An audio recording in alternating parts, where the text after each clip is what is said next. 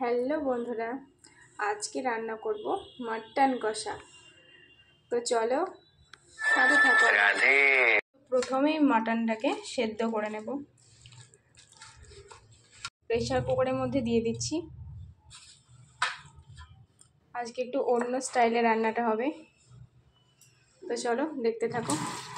তো আমি এর মধ্যে একটু জল দিয়ে দিয়েছি, এবার একটু নুন দিয়ে দেবো। দিচ্ছি নুন,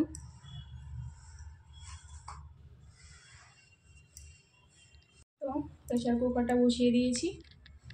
সিটি পড়া পর্যন্ত ওয়েট।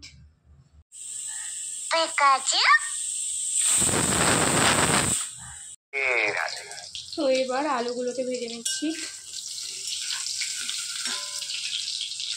ভাজা হয়ে গেছে, আর মাটনটা আমি 70% মতো সেদ্ধ করে নিয়েছি, বাকিটা কষানোর সময় হবে। ভাজা আলুগুলো তুলে নিয়েছি, দিয়ে দিয়েছি তেল। তেলের উপরে দিয়ে দিচ্ছি শুকনো লঙ্কা আর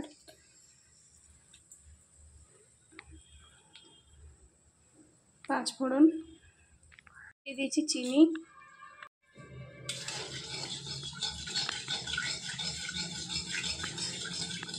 দিয়ে দিচ্ছি পেঁয়াজ,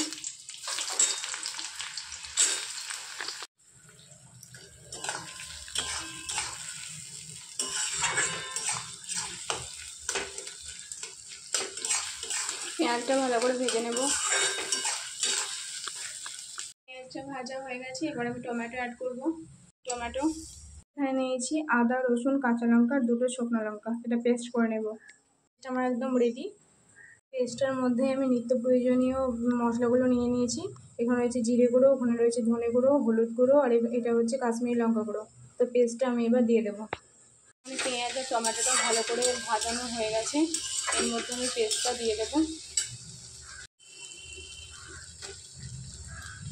পেস্টটা আমি দিয়ে দিয়েছি, এটা ভালো করে কষিয়ে নেব।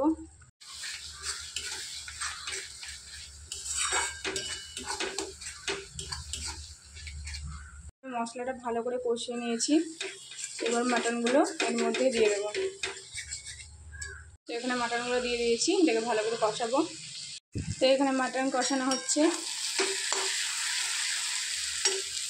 আমি এখানে আর একবার নুনটা অ্যাড করছি, এগুলো এখানে দিয়ে দিচ্ছি। দেওয়ার পর আমি আরও কিছুক্ষণ কষাচ্ছি।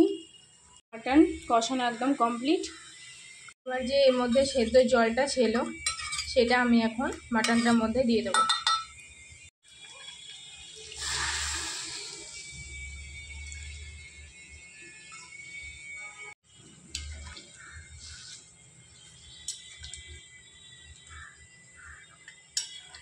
তো এটা কিছুক্ষণ ফুটতে থাকুক, তারপরে দেখা হচ্ছে। তো আমাদের মাটনের ঝোল একদম রেডি। আলু দিয়ে মাটন। চলো দেখা হচ্ছে পরের ভিডিওতে। টাটা।